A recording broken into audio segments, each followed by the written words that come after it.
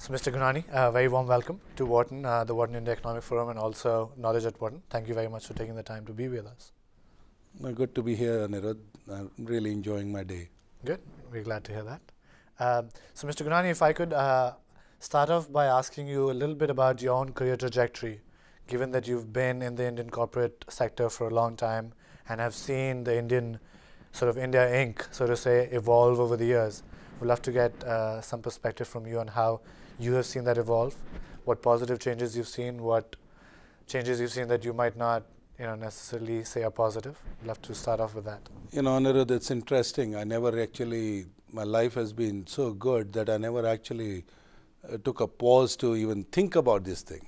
Well, today we give you the chance.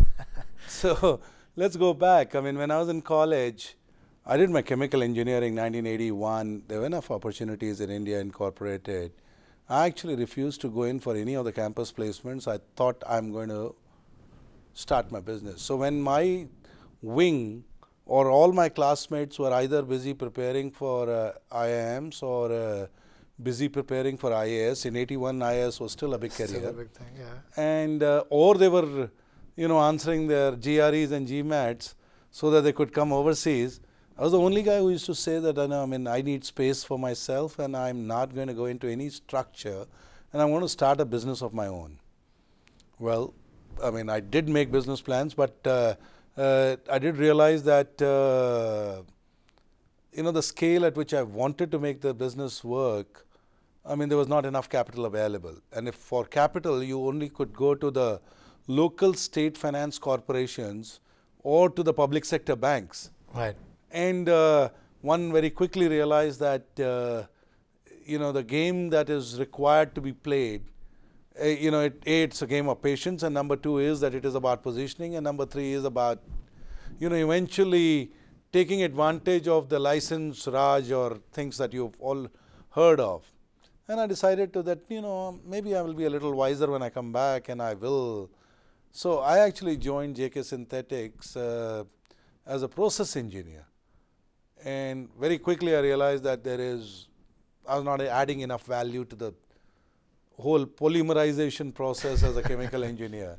So I went back to my, as a mentors in the engineering program. I went to them and they said, oh, you should get into process design. And again, I think I was a little too unconventional even for process design, because process design of those days in 81 was pick up a drawing and see how you can reproduce the same drawing in India.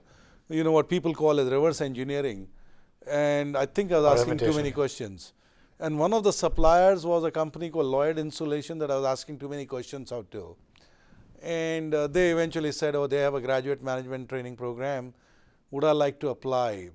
I did apply. And so once I got into the business side of things, from engineering to business, yeah.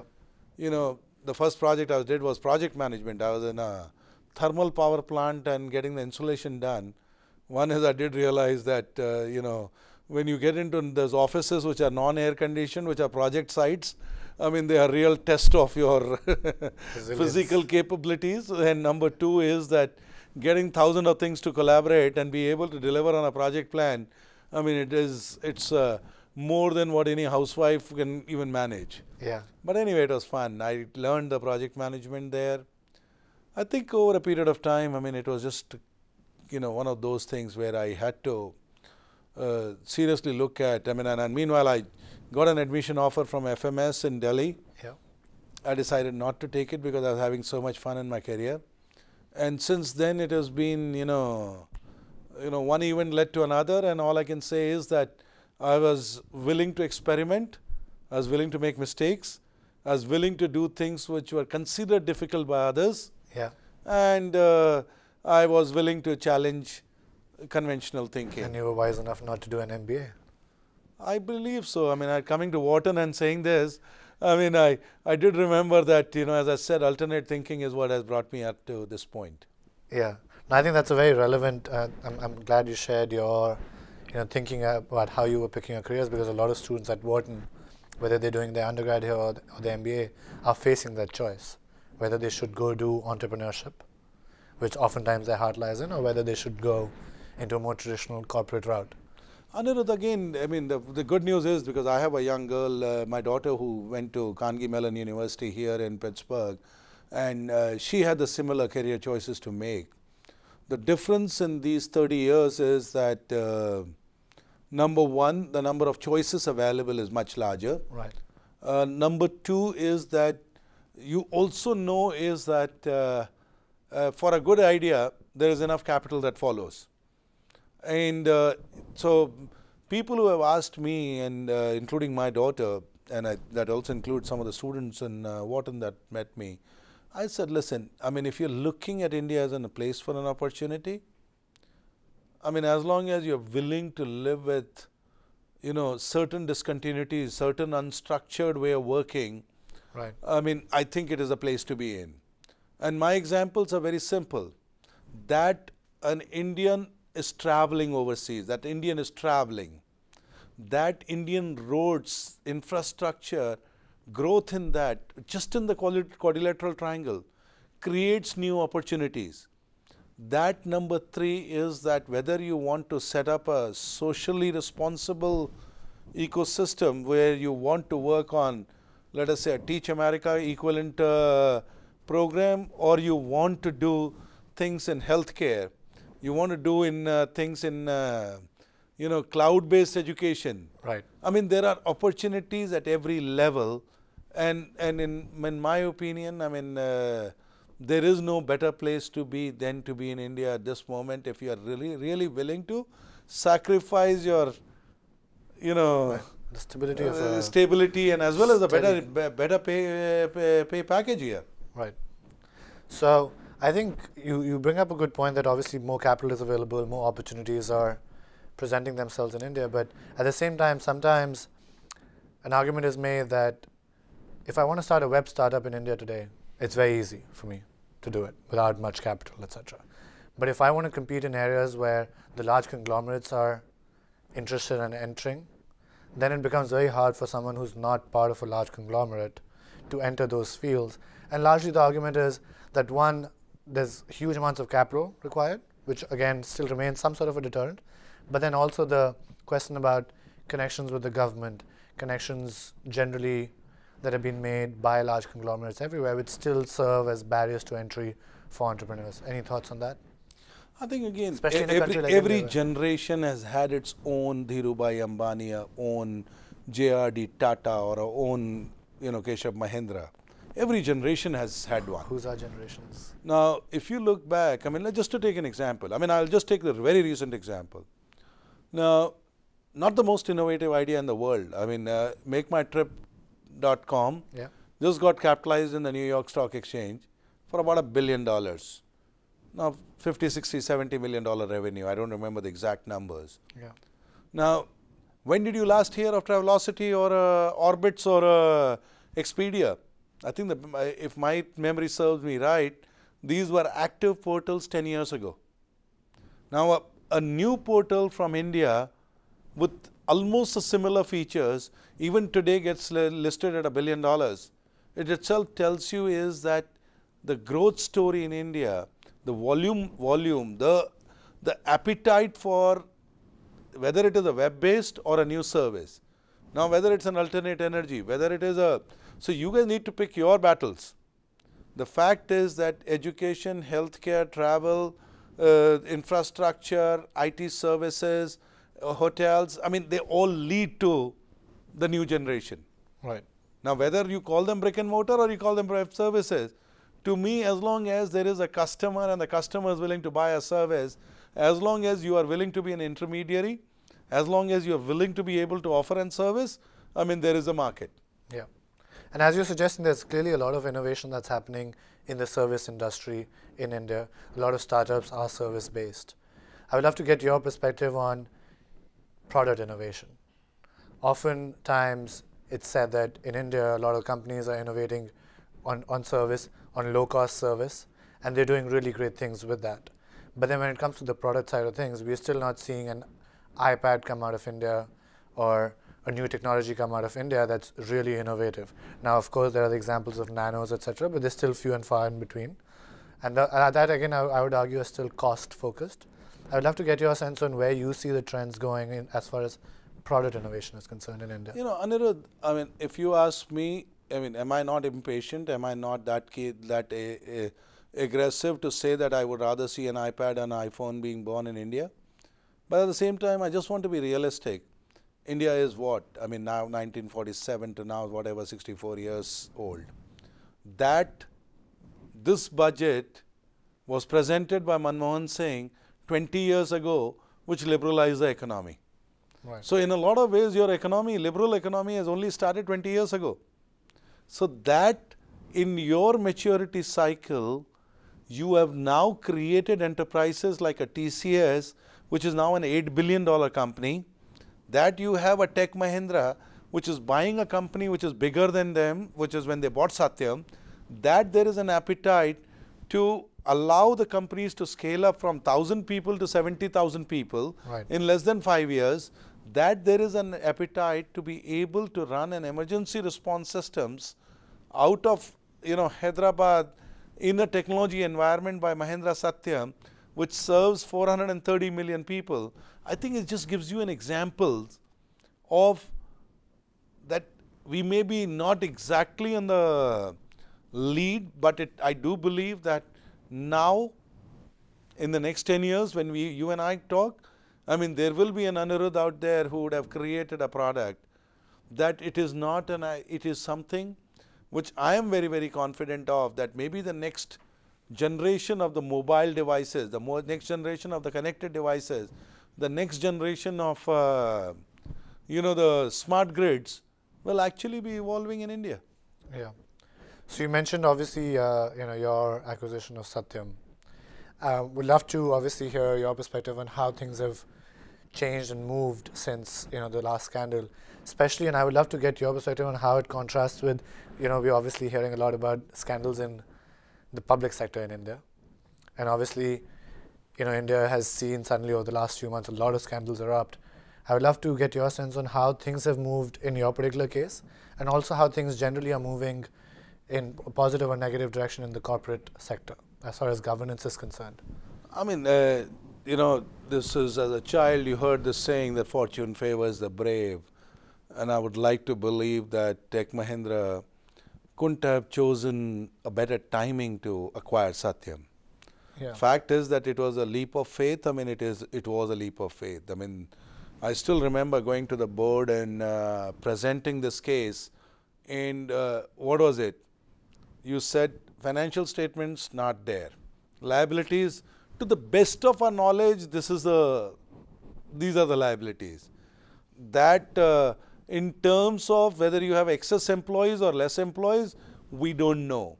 Do you have a bad payroll, or do you have a, you know, muster roll like in India we used to have in the government sector? I mean, do you have fake employees? We don't know.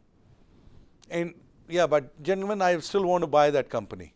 Right. So management under uncertainty, right? This is a prime example of that. So, I mean, how are you thinking about it though? So, I think, I mean, it was clear. I mean, as far as I am concerned, I mean, obviously for every risk that was there, we tried to look at the minima, maxima on that, and we looked at, you know, how are we going to manage it, and what is the minimum impact and what's the maximum impact. And the net, if I still make a good deal, I went and bought it. So, it wasn't like that we were fools who rushed into it. Right. It was clearly that it has been a test of management, that it has been clearly a test of leadership, it's been clearly a test of the spirit and the grit of the company, employees, that it has been a test of, you know, trying to find that extra ounce of energy when things, you know, seem to be not going exactly right, and to be able to find that confidence that the core of the end system is still very, very good. I think it's a storybook in itself.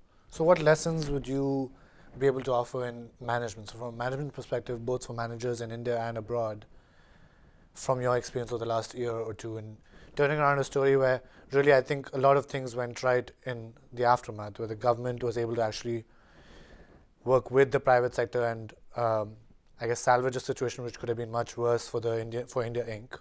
and also for your company in particular. So there are 3 chapters to it. One is the financial mismanagement of the company by the erstwhile shareholders. Number two is having discovered the fraud, how government reacted to the corporate governance. And number three is a chapter where the leadership came in and acquired a company which was to some extent a company which was damaged and had some of the challenges. So if I look back, I mean, I think there are lessons at every level. Can you elaborate on number three in particular? Right. So number three is very, very clear that I do believe that in any of the acquisitions, the most important part is people. And whatever we may define and design, I mean, the basic fundamental fact is that while we may look at the rational side, when we look at the objective side of any acquisition or the people part of it, but there are a lot of things which are subjective. There are a lot of things which are more related to cultural. There are a lot of things which are related to, what happens to Y is equally critical than just what happens to me. So I think we focus a lot on an individual and me. We don't realize that it is a whole fabric which works. Yeah. So I would say is that culture, behavior, and a time that is spent on a people part, I think that's number one. And number two, once you have taken a decision, let us say that, I'll give you an example. I get a lot of credit for, doing a virtual pool. That means I had to get rid of 10,000 people because I had to right size the company. I created a virtual pool. I brought them on a low salary, relatively lower salary, but I allowed them a technology access, placement, and so on and so forth. Now, great move. I got great press. I got a good appreciation from ecosystem. But internally, what was happening? That those 10,000 people were still part of the system and they were pissed off because their question was, why me? Market was bad. Now, trust me, if I were to do it again, I'll do it surgical in one day. Not because it is not good for the employee. Problem is that it impacted my other 40,000 employees or 30,000 emploes. Because these 10,000 people, while I was being, we as a management team were being human, but they were venting off their feelings. To them, we were the villains. While as we did all of this 6-month program, outplacement, getting psychologists to come and talk to them, getting, making sure that they are able to save face in front of their families, so they still remain on the employee payroll. To be able to save face is that they are on the, they have their email system working. Right. So I'm just telling you that there are many lessons. Many lessons. I mean, this will take almost a book out by itself. One of these days, I'll write a book. Yeah. And you can remember that the idea germinated at Knowledge. Yeah, I'll tell Anuruddha, I'll give you the credit. So one final question. So I know you just told us not to focus on the individual, and the focus really has to be on the people and everyone. But if I can sort of move away from that for a second and focus on your own personal career over the last few decades, what have been the drivers of your success, very simply put?